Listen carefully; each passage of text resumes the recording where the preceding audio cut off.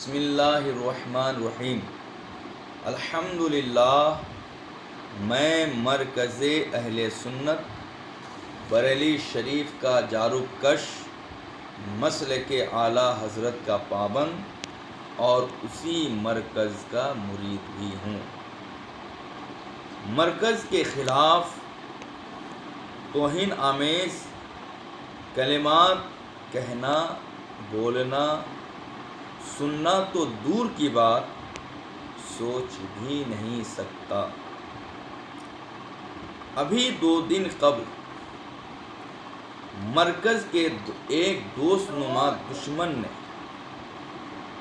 اور منافق اور مسلک کے اس غدار نے دوسری خانقاہوں اور دارالافتاء کے ذمہ داروں کو بدگمان کرنے کے ارادے سے ایک ایسی بات کہی جس کا خلاصہ اور مفہوم یہی ہے کہ مرکزی دارالافتاء بریلی شریف کے علاوہ وہ کسی دارالافتاء کی بات ماننے کو تیار نہیں، گرچہ وہ بریلی کا کیوں نہ ہو، وہ مطابق شرع کیوں نہ ہو، اس کے جملے کا ہی مفہوم نکلتا ہے۔ اس کے جواب میں نے کہا کہ بریلی کیا ہے، بریلی کے فتوے کا مطلب کیا ہے۔ اس سے میری مراد صرف یہی تھی کہ کیا بریلی کا مسلک یہی ہے۔ واللہ باللہ تاللہ رب اعلیٰ کی قسم، اس کے علاوہ میرا کوئی دوسرا مطلب اور مقصد نہیں تھا۔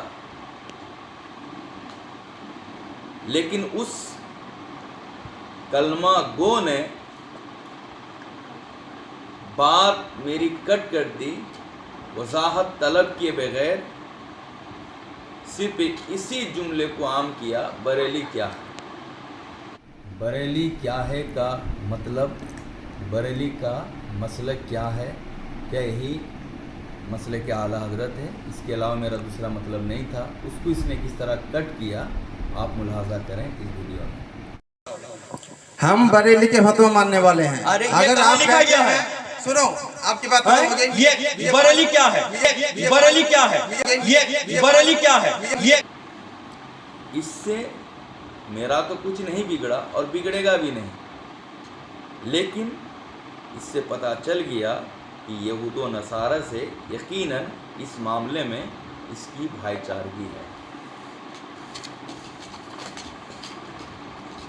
آپ جانتے ہیں اس بدنما، داغ، گندم نما جو فروش منافق کہ اس جملے سے کتنا نقصان ہوا۔ اس جناب کا یہ جملہ بڑی تیزی سے سوشل میڈیا پہ گشت کر رہا ہے اور اس کا بہت ہی برا تاثر بھی جا رہا ہے۔ دوسری خانقاہ اور دارالافتاء کے لوگ شکے بھی نکال رہے ہیں۔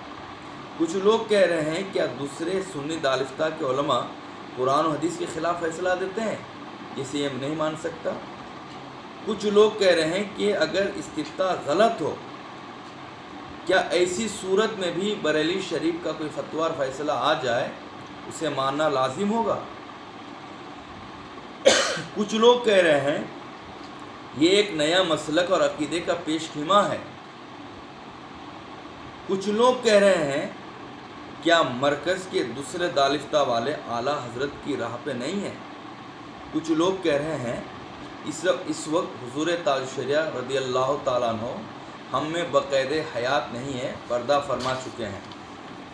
اگر کوئی نیا فتنہ رونما ہو یا کسی پرانے مسئلے کی اثر نو تحقیق ہو اور نتیجہ سامنے آئے، کیا یہ ماننے کو تیار نہیں ہوگا بلکہ یہ اس فتنہ کا ساتھ دے گا۔ کچھ لوگ کہہ رہے ہیں کیا دوسرے دارالافتاء میں سنی علماء نہیں رہ گئے، کیا اب تاج الشریعہ کے خلفاء اور تلامذہ میں بھی کوئی ایسا نہیں رہ گیا جن کا قول واجب الاتباع ہو۔ میں اس گمنام جاہل سے کہتا ہوں آئندہ ایسا جملہ نہ کہنا جس سے اغیار اور معاندین کو बदगुमानी फैलाने का मौका मिले, वरना हम ताजुश्शरिया और आला हजरत सरकार के रूहानी औलाद बरेली शरीफ की वफादारी में किसी हद तक जाने पे मजबूर होंगे। इतनी तमहीदी गुफ्तगू के बाद अब आइए मैं आपको ये बात भी कह दूं, मैं बरेली शरीफ के हर सुन्नी दालिफ्ता के फतवे को शरई फतवा यकीन रखता हूँ, लेकिन मानने और अमल करने की जहाँ तक बात है, पहले सवाल चेक करता हूँ कि साइल ने सवाल ठीक लिखा है या बरेली शरीफ को बदनाम करने की नीयत से। बरेली शरीफ कभी बदनाम नहीं हो सकता है, ये बदनाम करने वाले खुद बदनाम हो जाएंगे। बदनाम करने की नीयत से फराडी या जालसाजी की है। अगर जालसाजी पकड़ी जाती है तो फिर अमल नहीं करता हूँ। यही मसले के आला हजरत है, यही मसले के ताजुश्शरिया है।